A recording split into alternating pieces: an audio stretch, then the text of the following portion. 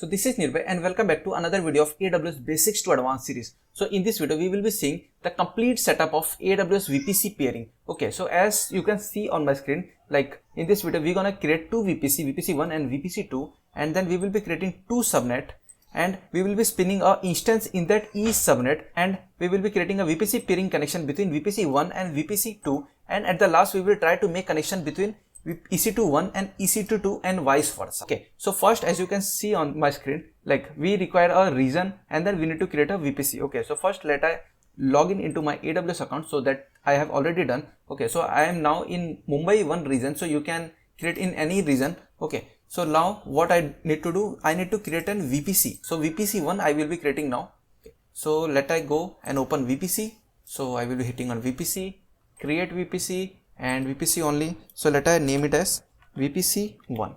CIDR what I will be providing, that is 10.0.0.0/16. So let I provide that only, 10.0.0.0/ and simply I will hit on create VPC. Okay, so our this first VPC has been created. Okay, so now what we need to do, we need to create this second VPC. So again I will be going here and again VPC, create VPC, and now VPC2.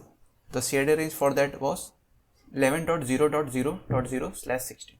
So I will be entering that 11.0.0.0/16. Simply create VPC. So now our both VPCs has been created. So next step will be, like, as our both VPCs has been created, so what we need to do, we need to create our both subnet, that is subnet 1 and subnet 2.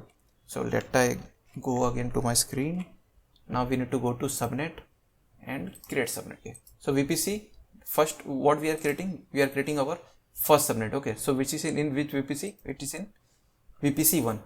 so I will be selecting VPC1 and subnet name, let's say sub1, and availability zone, let I give it as 1A, and CIDR range, what CIDR range we are going to use, it is 10.0.0.0/24. Okay, so I will be entering that 10.0.0.0/24. so it will have total 256 IPs. Taking a pause over here. So if you want to learn subnetting from very basics to advanced, so I have created a detailed playlist on that, so that I will be adding in the above I section, and also I will be mentioning it list in the description of this video. Okay, so I have provided the subnet range, and now I will be clicking on this create subnet. Okay, so first subnet has been created. Now what we need to do, we need to create this second subnet with CIDR 11.0.0/24 in VPC2. Okay, so again I will be go here and click on this create VPC, and VPC2 I will be selecting, and what name I need to provide, let's say sub2, subnet 2. Okay, availability zone I can select any, so I am selecting 1A only. The CIDR range what I have to provide, so I have already written 11.0.0.0/24. so I will be entering that 11.0.0.0/24, and simply I will click on create subnet. So what happened, till now we have created our both subnets. Okay, so next step is we need to create this route table 1 and route table 2. Okay, so let's again go to console, and now this time click on route table. Now what we will do, we will be creating our first route table, which is in VPC1. Okay, so let's go, and in route table click on create route table. So let I name it as RT1. Okay, and VPC will be VPC1, and I will simply hit on create route table. So our first route table has been created. Similarly I will be creating another one, create route table, and RT2, so which is in VPC2, and I will simply hit on create route table. Now our both route tables has been created, that is RT1 and RT2. Okay, so next step will be, we need to associate this route table to the subnet. So what, again go to the console and select RT1 subnet association. Okay, edit subnet association. To which subnet we need to associate, the RT1 should be associated with the subnet 1. So in this I will be selecting subnet 1, and okay, so you can see in subnet association the subnet 1 is associated with route table 1. Similarly we have to repeat for route table 2, that we need to associate with our subnet 2. So I will be selecting a route 2 subnet association, edit subnet association, subnet 2, and so now in route 2 our subnet 2 has been associated. So next step we need to do is to create an internet gateway in each VPC so that our instances will have internet access. So go to internet gateway and create internet gateway. So we are currently creating for VPC 1. So let's say I am naming it as IG1, okay, and create internet gateway. Similarly, I will be creating one more internet gateway, that is for, I will be naming it as IG2 for VPC 2 and create internet gateway. So we have created this both internet gateway. Now what we need to do, we need to associate this internet gateway to that particular VPCs. So I will be again going here and let's say IGW1 I need to associate to VPC1. So attach to VPC, which VPC? Our VPC1, and attach it. Similarly, I can go back and select IGW2. This we need to attach to our second VPC. So select that, attach to VPC and VPC2. So we have attached our both IGWs to our VPC1 and VPC2. Now what we need to do, we need to add the routes towards internet gateway in this route table.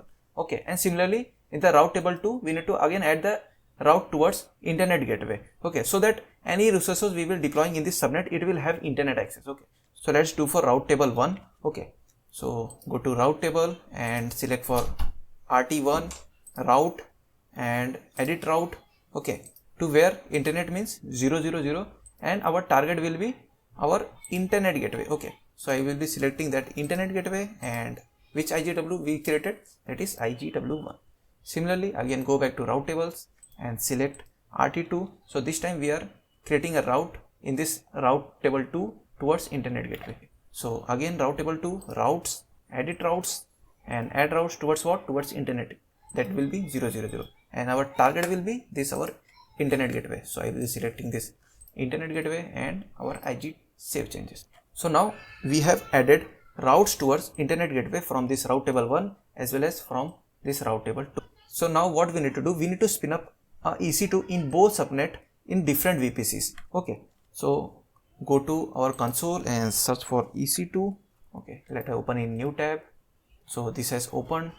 I will be simply clicking on this launch instance and let it open.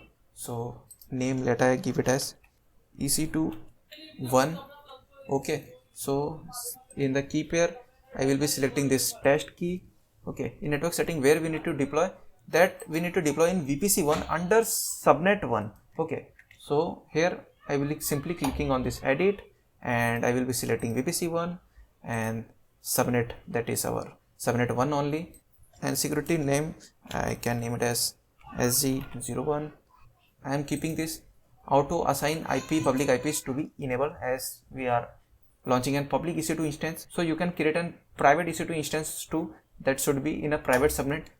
And there is already rule for SSH, that is from anywhere. So I will be keeping that, and additionally I will be adding a rule in the SG for ICMP v4 so that this instance will allow to have ping communication. Okay, from where? So I want to have a ping communication from this VPC. Okay, so I am creating this EC2 in this VPC1. Now I want a ping communication from this VPC2. Okay, so in the CIDR what I need to enter, that is CIDR range of VPC2. So that was 11.0.0.0 slash, so that I named it as ping from VPC2. So I will be simply hitting on this launch instance. So let this instance get launched. So meanwhile I will be creating another launch that will be in VPC2 in subnet 2. Okay, so again let I name it as EC202 and key pair I will be selecting that same only. Now this time we need to launch this EC2 into the VPC2 in the subnet 2. Okay, so I will again clicking on this edit and VPC2 and subnet 2 was automatically selected. Again I will be keeping this auto assign enable as I am launching it as a public EC2 instance. Security group I can name it as SG2. Again here I will be adding one more rule for ICMP so that I will be able to ping to this EC2 instance from where? From this VPC1. So what was the source for this? That is 10.0.0.0/16. So I will be adding that IP over here, 10.0.0.0/16. So let I named as ping VPC1.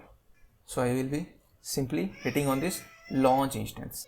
So now our EC2 is also launching. So what we have did, we have launched our first EC2 into first VPC into subnet 1. Also we have launched our second EC2 into second VPC into second subnet. Okay, so now what we need to do, we need to create a VPC peering connection between this first VPC and between the second VPC. So again go to our console and go to the VPC section, and in the left side if you scroll down, you can see a VPC connection option is there, as you can see.